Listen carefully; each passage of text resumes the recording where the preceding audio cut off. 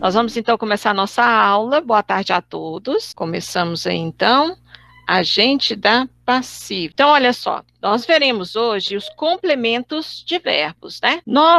As pessoas, no geral, se comunicam por meio de frases, orações, períodos. Essas orações, elas devem ser estruturadas em torno de um verbo.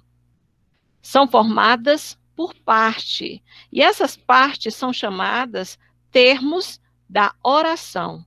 Quais são esses termos? Nós temos os termos essenciais, aqueles que são principais, que não podem, de uma certa forma, deixar de existir numa oração, que é o sujeito e o predicado. E temos também os termos associados ao verbo, que se ligam direta ou indiretamente ao verbo. Nós temos aí o objeto direto, que é o complemento do verbo sem nenhuma preposição. Nós temos o objeto indireto, que se liga ao verbo por uma preposição. Nós temos também o adjunto adverbial, conteúdo esse que nós vimos no segundo bimestre. E agora o agente da passiva. Temos também os termos associados ao nome, que são o adjunto adnominal, o complemento nominal, o predicativo e o aposto. E o termo independente, que é o vocativo. Isso aqui tudo nós veremos agora no terceiro bimestre, cada um detalhadamente, tá? Em cada aula. Então, vamos aí. O agente da passiva. Na voz passiva, o sujeito é paciente, ou seja, aquele que sofre a ação expressa pelo verbo. Essa ação, no entanto, é por alguém praticada. Quem pratica a ação nesse contexto é o agente da passiva. Ele sempre vem com preposição normalmente por, com suas contrações, ter e com. No português moderno, ele só aparece na voz passiva analítica. Eu vou relembrar isso aqui com vocês, né? Olha os exemplos aqui. A falta foi cobrada com maestria pelo camisa 10. Então, o que nós temos aqui em negrito, pelo camisa 10, é o meu agente da passiva, ou seja, quem pratica a ação, quem está praticando a ação. E quem é paciente aqui? Quem está sofrendo essa ação? A falta. Olha o outro exemplo. O bolo foi coberto com chocolate. Quem praticou a ação aqui? O chocolate, o fato de ter coberto o bolo. Então, ele geralmente tem essa estrutura aqui. Vê? Qual a estrutura? O sujeito, verbo ser ou estar, mais o particípio. Olha esse outro exemplo. A criança foi aplaudida por todos. Foi. Nós temos o verbo ser, conjugado, e o particípio, que é a terminação do verbo em ida ou ido, olha só, que é o particípio do verbo. Então, a criança foi aplaudida por todos. Então, todos aqui é quem está praticando a ação, e quem está sofrendo a ação é a criança. Alguma perguntinha, gente? Alguma pergunta? Não? Eu pedi para vocês para fazerem a página 170, certo? Olha só, nós temos a tirinha do Calvin. Olha só o que pede.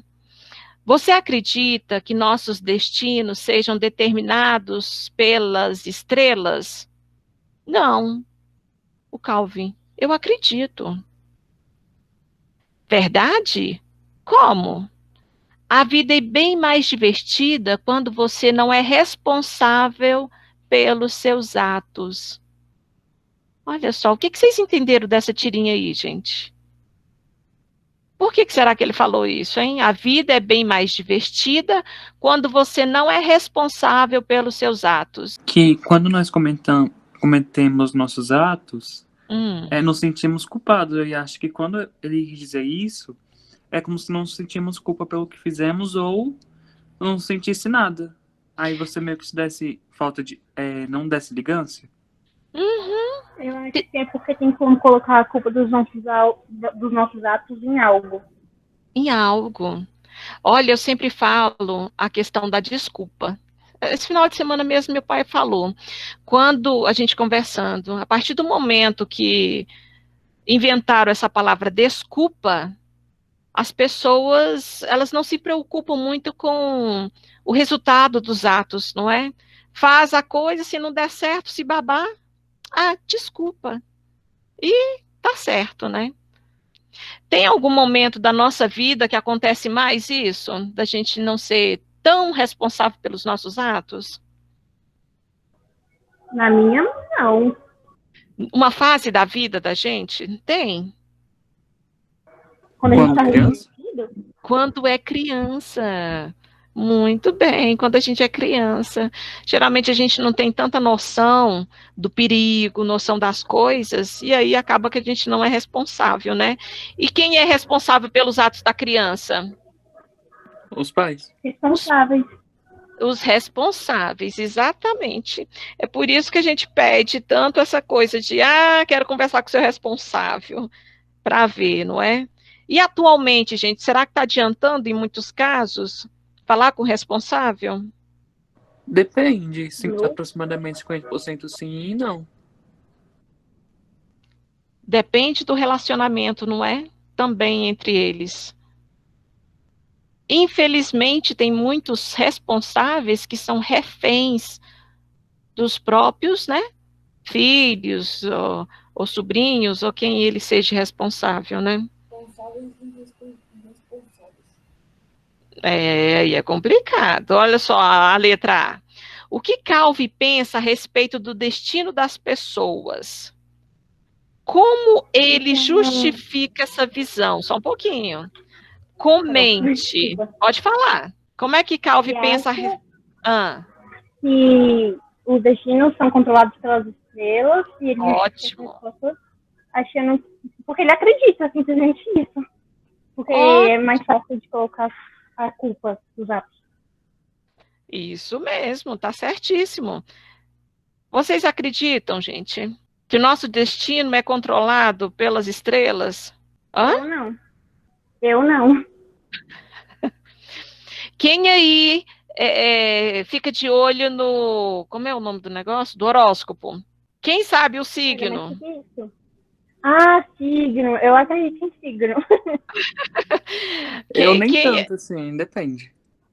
Tem gente que é tão doida a respeito desse assunto, que fala, meu signo não bate com o de fulano, então não vai dar certo, né? Tal signo... Mas não é esse ponto. Eu conheço de outra forma. Como? Que emoção que não bate com dele. Mas tem gente tão assim doida, negócio de signo, que tem gente que não sai de casa sem ver o signo lá do dia. O que meu signo está dizendo? Não é? Faz isso. É muito Faz. engraçado. Todo dia ela levanta e fala, tá na hora de ver o meu horóscopo, todo dia. Tá vendo que engraçado mesmo? Porque, olha só, isso também vai da cultura, né? Antigamente, tinha muito aquela coisa do rádio, eu acho que deve ter, porque, então, de passar o horóscopo no rádio, na televisão, nas revistinhas, tinha aquelas revistinhas Capricho, jornais também, que tem aquele horóscopo, né, do mês, aquela coisa toda. Então, vamos à letra B. Na tira, Haroldo discorda do amigo. Imagine uma frase que poderia ser dita por Haroldo que contrariasse a opinião de Calvin. Eu colocaria que não tem como o nosso destino ser controlado por seres que acho que não tem nenhum contato direto com a gente ou que não tem poder nenhum, é só um astro, uma estrela, literalmente. Ótimo. É igual fala aqui, é a opinião de vocês, tá bom? A possibilidade das frases aí são imensas. Eu posso falar a minha? Pode. A minha, eu coloquei bem assim. Não, pois nós somos nós que tomamos nossos próprios caminhos e nossos destinos, ou nossas próprias decisões. Maravilha. Então, aqui vale a opinião de vocês. Só que uma frase que contraria aí a opinião de Calvin, certo? Então, olha só, a primeira fala de Calvin apresenta uma oração que está na voz passiva. O agente que expressa a ação está em destaque. Vamos conferir aqui. Você acredita... Deixa eu só pegar uma canetinha aqui e ver se dá certo. Ó, você acredita que nossos destinos sejam determinados pelas estrelas? Então, nós temos aqui essa partezinha aqui, pelas estrelas, é o agente da passiva. Então, o agente da passiva é aquele que, na voz passiva, pratica a ação verbal. Ele vem sempre antecedido de preposição. Em geral, pela preposição por, que pode se contrair com artigos e tornar-se pelo, pelos, pela e pelas. Observamos aí essas frases agora. Os mensageiros trouxeram as notícias. Está na voz ativa. Por quê? Nós temos aqui o sujeito. Os mensageiros. Qual é o verbo dessa frase, turma? Qual o verbo? Trouxeram. Trouxeram. O que os mensageiros trouxeram? As notícias. As notícias. Então, as notícias está complementando o meu verbo. Quem traz, traz alguma coisa.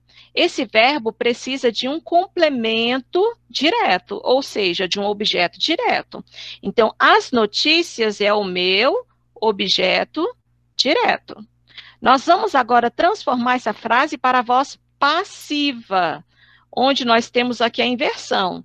Os mensageiros, olha, ele passa a ser o meu agente da passiva. Então, olha só, as notícias foram trazidas pelos mensageiros. Então, os mensageiros aqui, ele está sendo meu agente da passiva. Nós temos aqui a preposição. Então, no primeiro exemplo, o verbo da oração está na voz ativa. No segundo exemplo, o verbo da oração está na voz passiva. Note que o sujeito da oração, na voz ativa, torna-se o agente da passiva, quando a oração está na voz passiva. Então, para finalizar aqui, nem sempre o agente da passiva é expresso na frase.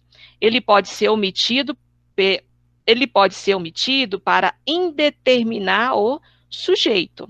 Neste caso, a oração correspondente na voz ativa tem o verbo na terceira pessoa do plural. Olha só a voz passiva. A profecia da bruxa foi revelada. Na voz ativa, revelaram a profecia da bruxa. Por que isso? Porque aqui, ó, na primeira frase, na voz passiva, foi revelada. Está dizendo por quem foi revelada? A profecia da bruxa? Não, não tem como. Por isso que eu coloquei aqui na terceira pessoa do plural, onde não tem como eu determinar o sujeito. Então, é um sujeito indeterminado. Certo, turma? Então, nisso, vocês irão fazer a página 171 e 172, certo? Podem criar um documento do Docs, enviar, ou podem fazer no caderno, tirar foto e me enviar também. Não precisa das perguntas, só as respostas, e, por favor, identificadas, tá? Página 171, exercício número 2, letra A, e assim por diante. Ó, então foi um prazer revê-los, fiz chamada já, fiquem com Deus, se cuidem. Façam as atividades, não deixem de fazer as atividades. Beijo, gente. Vejo a nota de vocês. Qualquer coisinha, fica com Deus também, gente. Qualquer coisinha é só postar lá as perguntinhas. Beleza, então, obrigada pela aula. Gente, obrigada eu. Beijo. Até a próxima. Beijo. Ô, Matheus, eu que amei revê-los. Pelo menos conversar com vocês.